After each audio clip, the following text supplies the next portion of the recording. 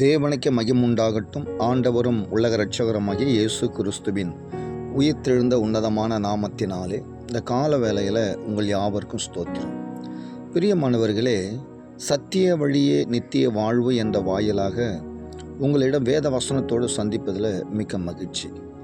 யோவான் புஸ்தகம் 8ஆம் அதிகாரம் 32ஆம் வசனத்தில் ஆண்டவர் இந்த பூமியில் 33 வருஷம் பூமியில் வாழும் பொழுது 3 வருஷம் ஊழியம் செய்கிற காலங்களிலே சத்தியத்தையும் அறிவீர்கள், சத்தியம் உங்களை விடுதலையாக்கும் என்றார். பிரியமானவர்களே, சத்தியம் என்றால் ஆண்டவராகிய இயேசு கிறிஸ்துவின் வார்த்தை என்றால் தேவன். இந்த தேவனாகிய கர்த்தராகிய இயேசு கிறிஸ்துவை நாம் அவர் சொன்ன வார்த்தைகளை அறிகிற அறிவினால் நம்ம வளர்ந்தால், அவர் வழியில் நாம் நடந்தால், அவர் சொன்னார், நானே வழியும் சத்தியமும் ஜீவனுமாய் இருக்கிறேன் என்று யோவான் 6ஆம் அதிகாரம் 14ஆம் அதிகாரம் 6ஆம் வசனம் சொல்கிறது. ஆகவே ஆண்டவருடைய வசனத்தின்படி நாம் நடந்தால் நமக்கு விடுதலை உண்டு. அவர் வசனத்துக்கு நம்ம கீழ்ப்படிந்து நடந்தால் நமக்கு எப்போது விடுதலை உண்டு. அவர் சொன்னார், ஆண்டவர் இயேசு கிறிஸ்து, சத்தியத்தையும் அறிவீர்கள், சத்தியம் உங்களை விடுதலையாக்கும். பிரியமானவர்களே, ஒரு நாள் நான் ஒரு ஊருக்கு போயிருந்தேன். போகிற வழியில் ரொம்ப நாளாக ரட்சிக்கப்பட்டு, அதாவது கிட்டத்தட்ட ஒரு 15-20 ஆண்டுகளுக்கு முன்பாக ரட்சிக்கப்பட்ட ஒரு சகோதரி, அவர் வழிகளை பார்த்து ஸ்தோத்திரம் சொன்னாங்க. நானும், அம்மா ஸ்தோத்திரம்மா, கர்த்தர் ஸ்தோத்திரம், கர்த்தர் உங்களை ஆசீர்வதிப்பார், எப்படி இருக்கிறீங்கம்மா, நல்லா இருக்கிறீங்கன்னு சொல்லி அவளை விசாரிக்கும் போது, ஐயா நான் நல்லா இருக்கிறேன், ஆனால் எங்கள் அம்மா தான் ரொம்ப உடம்பு சரியில்லையா, கர்த்தர் மேலே எனக்கு கொஞ்சம் கஷ்டமாகுதுய்யா, ஆண்டவர் ஏன் தான் அவங்களுக்கு இப்படி ஒரு உபத்திரம் கொடுக்குறாருன்னு தெரியலையா, ஏன் தான் ஆண்டவர் இப்படி சோதிக்கிறன்னு தெரியலையா அப்படின்னு சொல்லி தன்னுடைய வியாகுலத்தை, தன் இருதயத்தில் பாரத்தை அவங்க வாய் மூலமாக அறிக்கை செய்கிறத நம்ம கவனித்தேன். அப்போ நான் சொன்னேன், அம்மா ரட்சிக்கப்பட்டவங்களான்னு கேட்டேன். இல்லையா, நான் மட்டும் தான் ரட்சிக்கப்பட்டு ஞானஸ்நானம் எடுத்தேன், ஏன் அம்மா ரட்சிக்கப்படலை அப்படின்னு கேட்கும்போது அவங்க சொன்னாங்க, இல்லையா அவங்க அதில் இருந்துட்டு செத்து போகிறோன்னு சொல்கிறாங்கய்யா அப்படின்னு சொல்லி அவங்க தன்னைத்தானே வரித்து கொள்கிற வார்த்தையே விசுவாசம் இல்லாத அவிசுவாசமான வார்த்தையே பேசுகிறதுன்னு எனக்கு கவனிச்சேன். அப்போ நான் சொன்னேன், அம்மா ஆண்டவர் யாரையும் நம்ம சோதிக்கிறவர் அல்ல, அவர் சோதிச்சா நம்ம தாங்க முடியாது. நீங்கள் யாக்கோபு புஸ்தகத்தில் நீங்கள் வேதத்தை படிப்பீங்களா, படிக்க தெரியுமா உங்களுக்கு கேட்டேன். படிப்பேன்னு சொன்னாங்க. அப்போ நீங்கள் யாக்கோபு புஸ்தகத்தில் 1ஆம் அதிகாரத்தில் போய் வாசித்து பாருங்கள். அதில் சொல்லப்படுகிறது, சோதனையை சகிக்கிற மனுஷன் பாக்கியவான், அவன் உத்தமன் என்று விளங்கின பின்பு கர்த்தர் தம்மிடத்தில் அன்பு குரலுக்கு வாக்குத்தத்தம் பண்ணப்பட்ட கிரீடத்தை பெறும் சொல்லியிருக்கிறது. சோதிக்கப்படுகிற எவனும் தேவனால் சோதிக்கப்படும் சொல்லக்கூடாதான் அப்படின்னு சொல்லியிருக்குதுமா. நம்ம என்ன செய்யணும் சொன்னால், ஆண்டவர் சோதிக்கிறான்னு சொல்கிறோம், அப்படி சொல்லக்கூடாது. ஆனால் தேவன் சொல்கிறாரு, பொல்லாங்கினாலும் சோதிக்கப்படும். ஆண்டவர் யாரையும் பொல்லாங்கனாலும் சோதிக்கிறவர் அல்ல, ஆனால் அவன் இஷ்டப்படி, அதாவது தன் சுய இச்சையின்படி இழுக்கப்பட்டு சிக்கொண்டு சோதிக்கப்படுகிறான். பின்னாடி அது அந்த இச்சையானது கர்ப்பம் தரித்து பாவத்தை பிறப்பிக்கும். கடைசியாக அது நிறைவாரும் போது, பூர்ணமாக வரும்போது அது மரணத்தை கொண்டு வருமா. அதுபோல் சூழ்நிலை இருக்கும். ஆண்டவர் சோதிக்கிறதல்ல, நம்ம இஷ்டப்படி. அவங்க ஒரு வேளை நீங்கள் தப்பாக நினைக்கக்கூடாது, அவங்க சிறு வயது முதல் தொடங்கி அவங்க வாலிப நினைவு தெரிந்த நாட்டிலிருந்து இந்த நிமிஷம் நாள் வரைக்கும் அவங்க செய்த குற்றங்கள், குறைகள், பாவங்கள் நிமித்தமாக சில பாடுகள் வருமா. ஆண்டவர் சோதிக்கிறவர் இருந்தால் உலகத்தில் ஒருத்தவங்க உயிரிழக்க முடியாது. அதனால் ஆண்டவர் சோதிக்கிறன்னு சொல்கிறத விட, ஆண்டவரே இந்த வியாதியை நீங்கள் கொடுத்ததுக்காக நன்றி ஆண்டவரே. அந்த அம்மா சொன்னாங்க, ஐயா அது பெண்களுக்குரிய வியாதி, அது உங்களுக்கு எப்படி நான் சொல்கிறதுன்னு தெரியல உங்கள் ஜென்ஸுக்கிட்ட அப்படின்னு சொல்லி அந்த அம்மா தன்னுடைய இருதயத்தை வியாகுலத்தை சொல்லி கொட்டி தீர்த்தார்கள். அப்போ நான் சொன்ன ஒரே ஒரு வார்த்தை, ஆண்டவர் சோதிக்கிறவர் அல்லம்மா, அவங்கவுங்க சுய இச்சின்படி இழுக்கப்பட்டு சிக்கொண்டு சோதிக்கப்படுகிறாங்க தவிர ஆண்டவர் சோதிக்கிறவர்கள. யார் தெரியுமா சோதிப்பார் தெரியுமா, அவர் நீதிமான சோதிப்பாருமா அப்படின்னு சொன்னேன். நீதிமான் யாருன்னு சொன்னால், நீங்கள் ஞானஸ்நானம் எடுத்தீங்க இல்லையா, உங்களுக்கு ஆண்டவர் சோதனை கொண்டு வருவார். ஆனால் எதனால சொன்னால், நீங்கள் உறுதியாக இருக்கிறீங்களா, விசுவாசத்தில் உறுதியாக இருக்கிறீங்களா, தேவனுக்கு பயந்து இருக்கிறீங்களா, வசனத்தை நம்புகிறீங்களா, தேவன் எப்படிப்பட்டவனு உணர்கிறீங்களா, தேவன் கடைசி வரை மரண பரியந்து நம்மளை கைவிடாது இருப்பான்னு நம்புகிறீங்களா, அதுக்காக ஆண்டவர் உங்களை நீதிமான் சோதிப்பார். ஏன்னா நம்ம சங்கீத புஸ்தகம் வாசிக்கும் போது சொல்கிறாரு, கர்த்தர் நீதிமானை சோதித்து அறிகிறார் என்று சங்கீத புஸ்தகம் 11ஆம் அதிகாரத்தில் 5ஆம் வசனம் வாசிக்கிறோமா.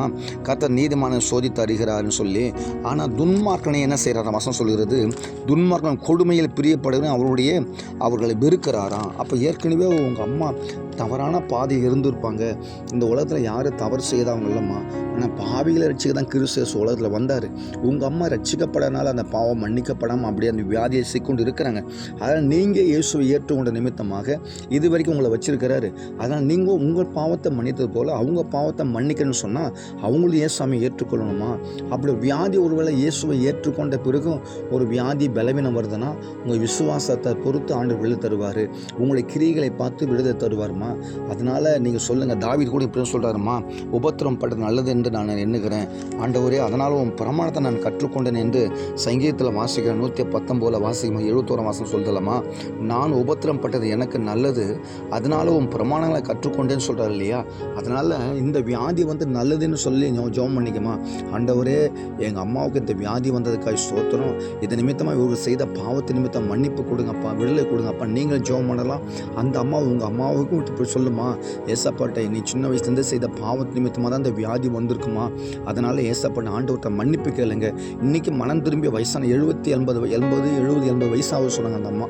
ஆனால் எத்தனை வயசு ஆனாலும் பரவாயில்லம்மா, அவங்க கேட்குறதுக்கு சாப்பிட்றதுக்கு காது கேட்குறது இல்லையா, வாய் பேச முடியுது இல்லையா, அவங்கள்ட்ட சொல்ல ஏசப்பா உண்மையான தெய்வம், அப்படி ஏற்றுக்கொள்ளுமா. ஏசப்பா என் பாவத்தை மன்னிங்க, என் குற்றத்தை மன்னிங்க, என் அக்கிரமத்தை மன்னிங்க அப்படின்னு சொல்லி ஆண்டவர்கிட்ட மன்னிப்பு கேட்கும் போது எப்படி சிலுவையில் இந்த கல்லனுக்கு ஆண்டவர் ஏசப்பா விடுதலை கொடுத்தாரோ அதுபோல் உங்கள் தாய்க்கும் விடுதலை கொடுப்பாருமா.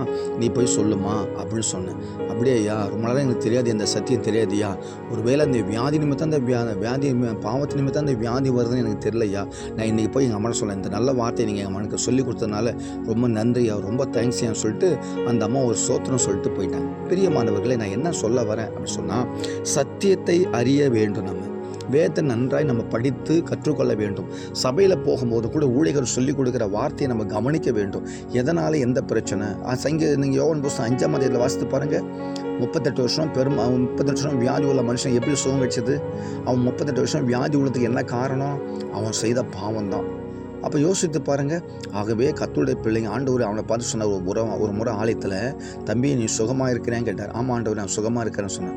அதிக கேடு உனக்கு வராதபடிக்கு இனி பாவம் செய்யாத அப்படின்னு சொல்லி அவனுக்கு ஒரு ஆலோசனை கொடுத்து அனுப்பினார். இன்றைக்கி சத்தியத்தை கேட்குறேன். உங்களோட வாழ்க்கையில் கர்த்தருடைய ஆலோசனை நாம் கேட்குறேன் இல்லையா? இன்றைக்கி நம்முடைய வாழ்க்கையில் வியாதியே வந்துச்சு, எதனால் என் துன்பம் வந்துச்சு, ஏன் இந்த கடன் பிரச்சனை வந்து, ஏன் இந்த பிரச்சனை வந்துச்சு, ஆண்டவருடைய கேள்வி கேட்காத விட நான் எங்கே தப்பு செஞ்சேன், இந்த வியாதி எதனால் வந்துச்சு அப்படின்ற தன்னைத்தானே உணர்கிற இருதயம் வேண்டும் என்று வேதம் கற்றுள்ளது. தாவீது சொல்கிறாரு, தன் பிழைகளை உணர்கிறவன் யார் என்று வேதத்தில் வாசிக்கிறோம்.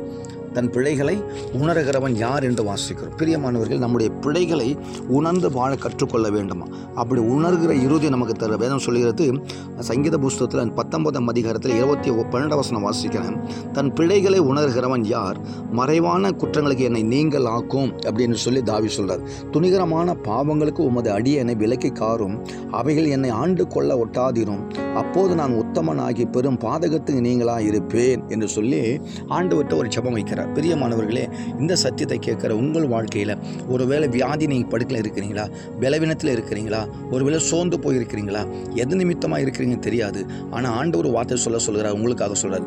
சத்தியத்தை நீங்கள் தெளிவாக அறிந்து கொள்ளுங்க, அப்போதான் உங்களுக்கு விடுதலை. அந்த தாயார் சொன்னாங்க இல்லையா, என் தாயாருக்கு ஏன் இந்த கொடுமையான வியாதி வந்துச்சு, ஏன் கிட்டத்தட்ட நான் 6 வருஷமாக வச்சு என் தாயை வச்சு நான் அவஸ்தைப்படுறேன்னு சொல்லி அந்த மகள் வியாகுலப்பட்டாங்க.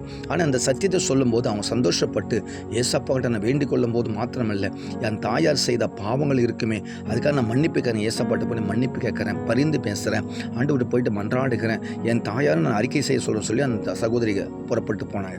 பிரியமானவர்களே, இந்த சம்பவத்தை நான் நினைக்கும் போது உங்களுக்கு நான் சொல்ல ஒரே ஒரு காரியம், நீங்கள் சத்தியத்தை வேத வசனத்தை நன்றாய் படிங்க. எதனால் அந்த வியாதி, எதனால் இந்த பலவீனம், எதனால் சோர்வு, எதனால் இந்த சிக்கல், எதனால் அந்த கஷ்டம், எதனால் வந்துச்சு இந்த போராட்டம் அப்படின்னு ஆராய்ந்து பார்த்து அதிலிருந்து விடுதலை பெறுவதற்கு சத்தியத்தை அறிந்தால்தான் விடுதலை. ஆகவே சத்தியத்தையும் அறிவீர்கள், சத்தியம் உங்களை விடுதலையாக்கும் என்ற இந்த வார்த்தை கேட்ட உங்களை கர்த்தர் ஆஸ்வதிக்கும்படியாக உங்கள் பிடியிலிருந்து, உங்களுடைய ஒருவேளை சிக்கலிருந்து, உங்கள் பிரச்சனையிலிருந்து விடுதலையாக்கும்படியாக நான் ஜெபிக்கிறேன். நீங்கள் கண்களை மூடிக்கொள்ளுங்கள். உங்களுக்காக ஜெபிக்கிறேன். பரிசுத்தமும் இரக்கம் நிறைந்த பரலோக பிதாவே, சத்தியத்தையும் அறிவீர்கள், சத்தியம் உங்களை விடுதலையாக்கும் என்று சொன்னீர் ஆண்டவரே.